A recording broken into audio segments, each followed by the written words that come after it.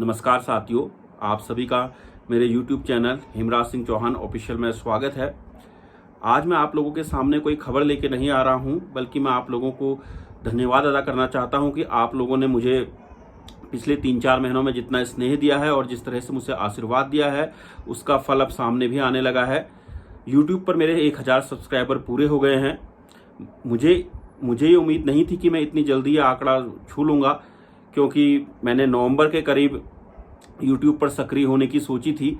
उसके बाद मैंने YouTube पर कुछ वीडियो भी बनाए, लेकिन इसके बाद मुझे घर आना पड़ा और घर आने के बाद मैं किन्हीं कारणों से YouTube पर लगातार सक्रिय नहीं हो पाया। उसके बाद लोकसभा चुनाव आए और मुझे लगा था कि मैं किसी संस्थान के साथ जुड़कर काम करूंगा, लेकिन उस बीच कुछ ऐसी परिस्थितियां आई कि कहीं मेरी नौकरी की बात नहीं बन पाई, या आप कह सकते हैं कि फुल टाइम मैं कहीं नौकरी नहीं कर पाया। और इसी बीच मेरी बेटी की तबीयत खराब हो गई और दोबारा मुझे कुछ समय के लिए YouTube से हटना पड़ा।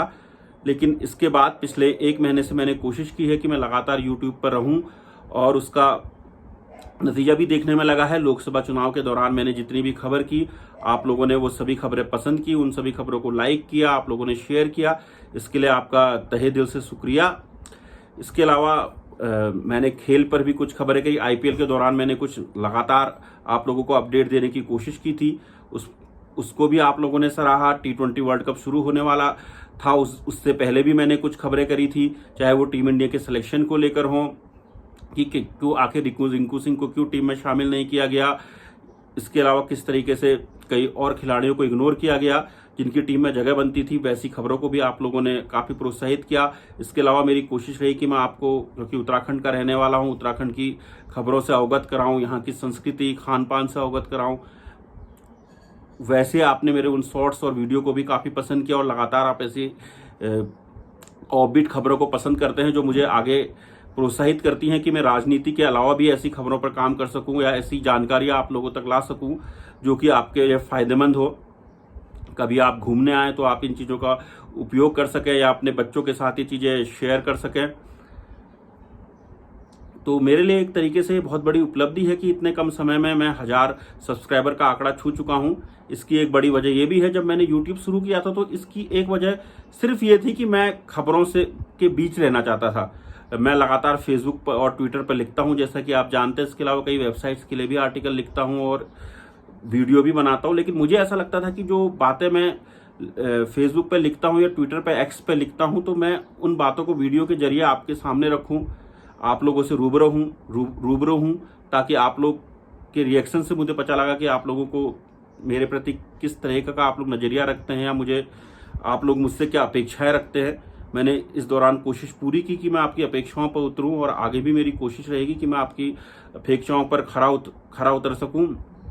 अक्टूबर में मेरी जब बेटी हुई थी तो उस समय मैंने मेन स्ट्रीम मीडिया से ब्रेक लेने का फैसला लिया था, और उसके बाद मुझे लगा था कि मैं 2-3 महीने के बाद कोई नई जगह ज्वाइन कर लूँगा। लेकिन मीडिया के आप जैसे हालात हैं उनमें जानते हैं कि आज के समय में मीडिया में काम करना इतना आसान नहीं रह गया, खासकर उन लोगों के लिए जो अपना एक स्वतंत्र विचार रखते हैं, या अपनी एक राय रखते हैं, सोशल मीडिया पे अपने बेबाकी से अपनी टिप्पणियां करते हैं सोशल मीडिया पर, और लोगों से लगातार इंटरेक्शन करते हैं। इसके अपने कुछ नुकसान हैं और उसके अपने कुछ फ़ायदे भी हैं। नुकसान उसके ये हैं कि आपको कई बार संस्थानों में ऐसे सवालों का जवाबों का सामना करना पड़ता है कि भाई आप सोशल मीडिया पे इतने एक्टिव हैं, और हमारी पॉलिसी ऐसी है कि जिसमें हम चाहते हैं कि सोशल मीडिया पर आप लोग ना लिखें। तो एक पत्रकार के तौर पर मेरा ये मानना है कि अगर हम किसी संस्थान के लिए काम करते हैं तो वो एक अलग चीज़ है, लेकिन अब संस्थान से हटकर अगर हम कोई अपना पर्सनल अकाउंट चलाते हैं या अपना कोई सोशल मीडिया अकाउंट चलाते हैं, तो वहाँ हमें ये आज़ादी मिलनी चाहिए कि हम अपनी बात कर सकें। अगर हम संजीदगी के साथ, संयमता के साथ और बिना किसी पूर्वाग्रह के अपनी बात कर रहे हैं, तो कम से कम हमें इसकी छूट मिलनी चाहिए। लेकिन मीडिया के मौजूदा हालात में ऐसा काफ़ी कम हो रहा है। इसके बाद मैं कई ऐसी जगहों पर भी गया जहां मुझसे सवाल किए गए कि अगर आप हमारे साथ जुड़ेंगे तो फिर आप अपना YouTube चैनल कैसे शुरू कर पाएंगे। तो मैंने वहां पर भी अपनी बात रखी कि ये मेरा एक पर्सनल प्लेटफॉर्म है, और मेरी हमेशा कोशिश रहेगी कि मैं यहाँ पर अपनी बात रखूँ।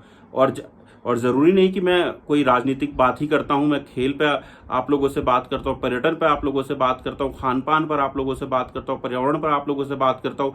रोज़मर्रा की जो आपकी समस्याएं हैं उन पे आप बात करता हूं। जैसे कि मैंने हाल में एक वीडियो बनाया था जब मैं दिल्ली से अल्मोड़ा आया और मैंने देखा कि टैक्सी वाले किस तरह से एक लूट मचा रहे हैं। इसके बाद मुझे कई तरीके से ट्रोल होने का भी सामना करना पड़ा। लोगों ने मुझसे कहा कि आप अपने लोगों को बदनाम कर रहे हैं, जबकि मैंने एक हकीकत सामने रखी थी कि इस वजह से लोगों को कितनी परेशानियों का सामना करना पड़ रहा है।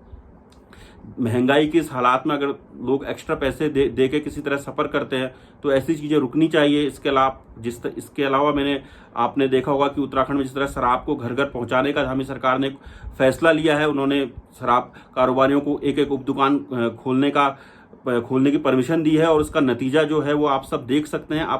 चाहे आप अल्मोड़ा हो या किसी भी पर्वतीय जिले में चले जाइए तो आपको नजर आएगा कि जो शराब की दुकानें कभी 10-10, 15-15 किलोमीटर की दूरी पे होती थी, अब वो आपको 5 किलोमीटर की दूरियों पे दिखाई देंगी। और कहीं कहीं तो ये हाल है कि अब 1-1, 2-2 किलोमीटर की दूरी पर शराब की दुकानें हैं। उत्तराखंड नशे से पहले ही गुजर रहा है। यहाँ नशाखोरी एक बहुत बड़ी समस्या है। मैं किसी बंदी के सख्त खिलाफ हूँ, लेकिन आपको राजस्व के लिए सिर्फ नशे को ही सर्वोपरि एक टूल बना लें, ये भी बिल्कुल गलत है। ऐसे ही इन खबरों पर भी मैंने लगातार आप लोगों से बात करी है। इसके अलावा मैं लगातार उत्तराखंड के मंदिरों, पर्यटन स्थलों और खान पान को लेकर बात करता हूँ, क्योंकि मेरा भी अपना एक इंटरेस्ट है। मैं उत्तराखंड का रहने वाला हूं और मैं चाहता हूं कि उत्तराखंड की बातें लोगों तक पहुंचे। खासकर कुमाऊं रीजन के बारे में लोगों को अभी वैसी जानकारी नहीं है जैसी जानकारियां होनी चाहिए। अलग राज्य बनने के बाद 4 धाम क्योंकि हमारे गढ़वाल मंडल में पड़ते हैं, इसके अलावा हरिद्वार वहाँ जिला पड़ता है, तो लोगों को वहाँ के बारे में अच्छी खासी जानकारियाँ हैं। लेकिन अगर उत्तराखंड के कुमाऊं क्षेत्र की बात करें तो लोग जो कुछ पुराने लोग हैं या पढ़े लिखे हैं वो अल्मोड़ा नगर की अगर बात कर ले तो इस नगर के बारे में जानते हैं कि यह नगर कितना ऐतिहासिक है, कितनी इसकी एक सांस्कृतिक पृष्ठभूमि है।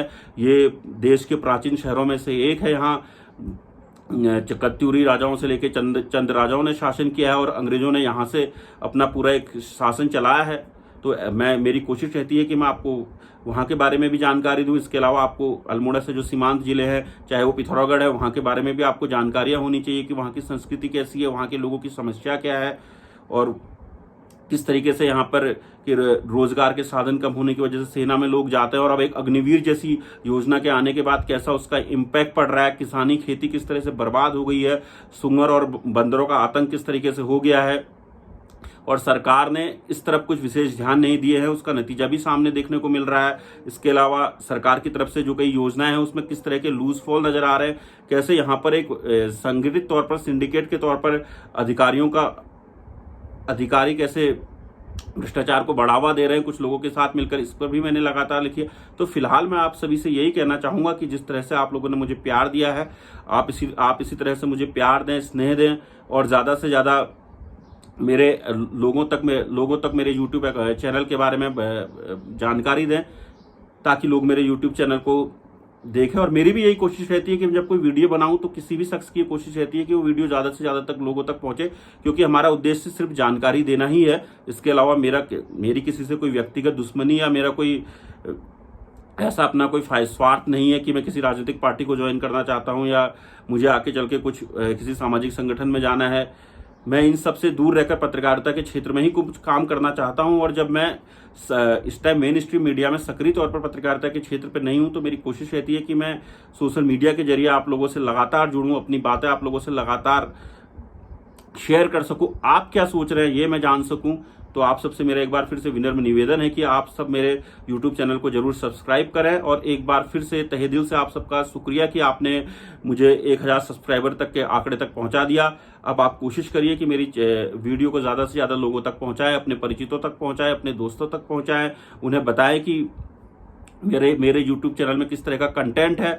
आपके सुझावों का मुझे स्वागत है, आप मुझे सुझाव दीजिए, आप मुझे सलाह दीजिए। हाँ, एक चीज़ मैं कहना चाहता हूँ कि वीडियो क्वालिटी में हो सकता है कि कुछ बहुत ज़्यादा मैं इम्प्रूवमेंट नहीं कर पा रहा हूँ, इसकी अपनी वजह है, मेरे पास उस तरह के संसाधन नहीं है और मैं टेक्निकली उस तरीके से मजबूत नहीं हूँ। लेकिन अगर आप लोग इसी तरह से मुझे प्यार दें और हो सके कि आगे चल के मेरी कुछ कमाई हो तो मैं इस कमाई का हिस्सा यूट्यूब की क्वालिटी को इम्प्रूव करने में और पैकेजिंग में मैं ज़्यादा से ज़्यादा ध्यान दे सकूं। तो एक बार फिर से आप लोगों का बहुत बहुत शुक्रिया।